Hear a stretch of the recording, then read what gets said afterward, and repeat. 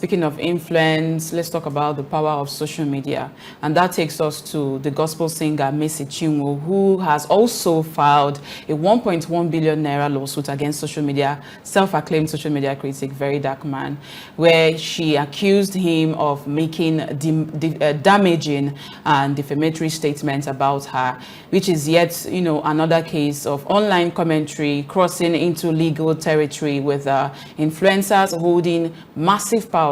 Now, where do we even draw the line between free speech and defamation? Yeah, if you look at the social media and see the way this whole story has been going, from her fight with her record label manager and the way Very Dark Man handled it, and now this particular lawsuit. Now, Barrister Chukwudi, this isn't the first time we are seeing a high-profile personality sue over online statements. Now, what does Mercy Chinwo need to prove to actually win this particular case? Or what other legal actions or what other legal things do you think that we should take notes of, in matters related, just matters like this? Thank you. I think while I was addressing the issue of Natasha and Fabio, I indeed made a lot of analysis concerning defamatory suits. Suits that borders on defamations have elements and ingredients and which must be established. Now, this offers me another opportunity to do a little elaboration on exceptions to defamation. There are certain comments, although will affect the reputations of persons, although when made, a right-thinking man will think less of another. But the law does not consider it as a defamation. Yes, remember, defamation is a false declarations against a particular person, a statement made by a person which is false, and when viewed in the public, it will affect the reputation, or it is intended to subject one to public mockery, public ridicule, and public odium. Now, that is a defamation. It must be false in its entirety. Whenever it is considered, it is a false statement.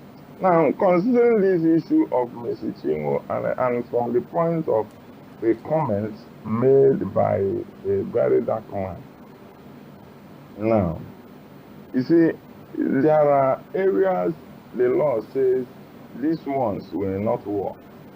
When you have made a fair comment does not justify defamation. Fair comments are comments which are merely analytical of a situation in your professional engagement or in your trying to analyze a situation without adding anything that is false in your analysis. It is called fair comment. There are also legal responsibilities placed on legal personalities when handling your cases, when writing a particular thing, that their comments may not, by virtue of however it is made, constitute what is called defamation. Although there are also comments which they are by their nature innuendo,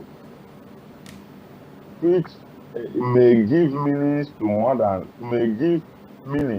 than one interpretation. These areas cannot justify defamation. So these are the areas. And I've made mention of justification. Now, if in this area, what Chinwo may do, because I've seen a lot of suits, I listened to the comments made by Very Dark when he was analyzing the circle of connection, gathering all the persons who are involved in this case, starting from the prosecutor to the investigator, to the judge handling the matter, and to the affairs of the husband. He mentioned the pastor, the member of the church, the people who are part of the crusade where the husband was a pastor, and the SAN, where the matter was taken from Lagos State, where it happens, to a far away of Para, or again, or a lorry, where one of the persons. So he made all this analysis and then positioned clearly that the judge handling the case should recuse itself, because that judge was following Mercy Chinwo as far back as 2019 or so. Now, that to us is given as fair comment. It is a comment analyzing a situation. It does not qualify as a defamation. A defamation must be a false statement directed against the character of a person, which reduces the person in the eye of a right-thinking man. That is the point. So there will be, the action will not succeed in law if it is these areas that I've analyzed, wherein he made that particular comment that the other party was chasing in order to establish. It will open up to a lot of cankerworm. In fact, let me tell you, in Nigeria, people go to court not to win, but they go to court just to say that I have sued him to court. 100 million naira, 200 billion naira, and they will go and pay. Before you know it, that matter will die a natural death, or the court will strike it out. Do you know how many lawsuits are filed in every day, and which are either abandoned or struck out or even withdrawn? They never see the light of the day in court. These are some of these suits. 100 billion naira suits, 1 billion naira suits. These are actions that immediately they sue them. The next minute you will see a copy of it in the social media. The essence is to achieve publications in social media. One is to threaten the person to withdraw some of the steps he is taking, because there is a lawsuit. You would remember that I told you that if Natasha is suspended, let me just digress a bit, she can go to court, sue. That when she sues, she will use it to achieve three things. First is that her suspension will be withdrawn. Two, any other action that is intended to be taken against her will not sustain. If there is actions to recall her, it will be suspended. If people are trying to blackmail her, because in Nigeria, under our law, when a matter is already in court, it becomes what we call sub judice. Therefore, no longer subject to public opinion. People no longer talk about them. So some of these things are things that people use in order to stop an action that is ongoing, or in anticipation that it will come. They will just file an action. 100 billion naira suit. Those things are mere subterfuge. They don't work. They are camouflage, smooth screen. As soon as they enter the court, they will leave the next day. They won't achieve a purpose. The purpose is not to win a case. It is to use it to attract social media pity, or attract what the people of content creations call traffic. That is the point. That is the point. So we, the lawyers, know them. When they come in this case, we begin to analyze them. This your suit, it doesn't go anywhere. However, let me use this opportunity to also be able to highlight that in rules of professional conduct for legal practitioners, such instigated suits are subject to punishment. Lawyers are not meant to file such suits. That is why in the days of strong and distinguished jurists, when such suits come to the court, lawyers who file the suit will be penalized. Costs will be made against them filing such suits, because they knew that that suit has no cause of action. There is no cause of action on it. Why bringing it to the court? You ought to have advised the party to at least withdraw the suit or not file it at all. Well, why did you do that? The court will make you to pay a substantial amount of money as a deterrent, a punitive cost, so that you won't come back to file such an unmeritorious or vexatious suit. That is the point. Okay, now let's go to you, Mr. Charles. Social media has become a battleground for influence, but do you think lawsuits like this will actually deter people from making defamatory statements, or will it just create more online controversy? I mean, in this day and age where people are looking for followers, in this day and age where people are looking for traction, in this day and age where the more clicks that you get, that's more money that you make. I mean, people will do anything and everything. In fact, people will go as far as even dancing naked just to get those clicks, just to get those likes. I mean, it's no longer, news anymore that when you click, when you do some of these crazy things online, you get the followers, especially when it has to do with sexual content. And so, if, for instance, something of this matter is trending, and if you watch, Very Dark Man doesn't step into matters that are not trending. He rarely does step into matters that are not trending.